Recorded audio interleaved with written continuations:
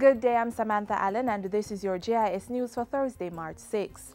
An implementation task force is to be established to oversee the merger of the Island Special Constabulary Force, the ISCF, and the Jamaica Constabulary Force, the JSCF. This follows Cabinet's approval to create a single police force that will engage in crime prevention and control initiatives. The National Security Ministry says there are several benefits to be gained from the merger, which will be effected in the 2014-2015 financial year. These include a single command and communication structure, less duplication of administrative services, expanding the skill sets of police personnel, and the rationalization of various overheads such as property rental. Cabinet's decision to merge the JSCF and ISCF follows consultation with various stakeholders. The merger was recommended by the Wolf Report of 1991 as well as 5 other reports and studies. Meanwhile, the Ministry of National Security and other stakeholders are getting children involved in the Unite for Change campaign to promote peace in the society. Scores of students and other individuals attended a peace concert at the Emancipation Park on Tuesday to launch Peace Month 2014 under the theme Champions for Peace. We're really trying to create a national movement for peace. And critical for the future is the youth. If we can get it right, then we can stop worrying about Jamaica going to pieces and we can start thinking about Jamaicans living in peace. The Peace Day concert featured performances and positive messages from entertainers Wayne Marshall and Assassin.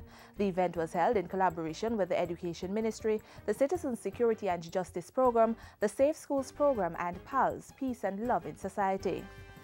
70 residents in St. Andrew have received the land titles for units at the SEAVIEW Gardens housing development. The residents have been waiting years for their titles, as the housing development was established under the Sites and Services Program of the 1970s. Use it to do something. Don't lock it under the bushel. Don't hide it. It affords you a status in your community and in the society. And it also is a basis for you to be able to access financing to improve upon the land that is now legally yours. This latest handing over ceremony was in keeping with the Housing Ministry's mandate to provide thousands of Jamaican householders with land titles. Route inspectors from the Transport Authority will soon begin using handheld devices on the road to verify the information of public passenger operators. The move, which will begin in a couple of weeks, forms part of the authority's road operations management systems. The handheld devices will allow the route inspectors to access databases that provide information on traffic offenses, traffic tickets, road licenses, and driver history. It's a higher level of compliance from our operators, but we are also utilizing information communication technologies to drive our development and our improvements. The Transport Authority's Managing Director was speaking at a recent JIS think tank session.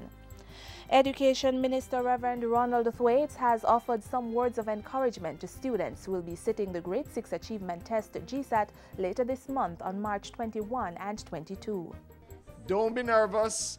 The exam isn't going to be that hard, and you will all get a place in a good secondary school, so big up yourself, Grade 6. The minister was speaking on Tuesday at a ceremony hosting Her Royal Highness the Countess of Wessex at the Holy Family Primary and Infant School in Kingston. School is a really important time in all of our lives. The problem is that we only really realise that once we have left school. So I'm telling you now, don't miss this opportunity. This is the opportunity that you won't get back again.